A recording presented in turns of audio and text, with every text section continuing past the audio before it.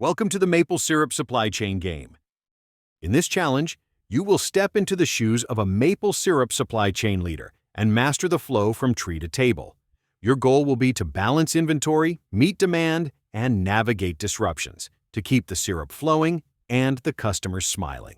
You will join a team as one of the following 4 roles. First, the maple farmer. Your job? Harvest the precious sap that starts it all. Next, the syrup factory. Transform raw sap into liquid gold. Timing and efficiency are your secret weapons. Then, the importer. Buy in bulk, navigate trade challenges, and keep retailers stocked. Finally, the local retailer, facing the ultimate test, satisfying customers. But here's the twist. The world is unpredictable. Climate shocks, trade wars, and sudden demand spikes will test your team's resilience. Let's have a look at the gameplay using the example of the importer. In the game, you'll have a client and a supplier. In my case, the client is the retailer, and my supplier is the factory. Your goal is to decide the right quantity to order from your supplier so that you have the right stock level to meet your client's demand. Be careful not to have too much stock, as this will generate costs.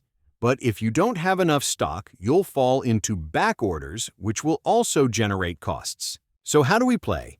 At the start of every week, you'll see an animation with the exchanges happening for your role. In my example, on week 0, I just received 4 cases from my supplier. Also, my client ordered 4. Because I had enough stock, I managed to ship these 4 cases to him.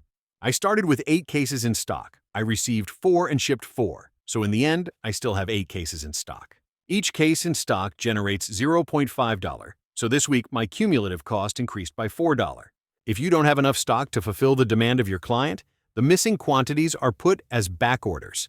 These quantities need to be fulfilled. Your client will be waiting for them. And back orders cost you a bit more than stock, $1 per case every week. After the animation, it is time for you to decide how much to order to your supplier. Note that the delivery takes 2 weeks, so an order on week 0 will be delivered on week 2.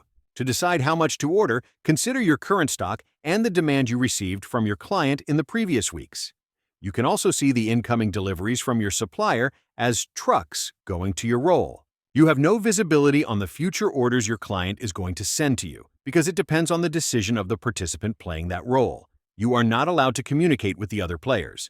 So try to estimate the future demand based on the previous weeks and try to maintain an adequate stock level in order to minimize your costs. As an example, I will order 4 for week 0. Once all the players have validated their order, the game will move to the next week automatically. If a player is missing, his role is played by the computer. You can see the current week at the top of the screen. The game will last for an unknown number of weeks.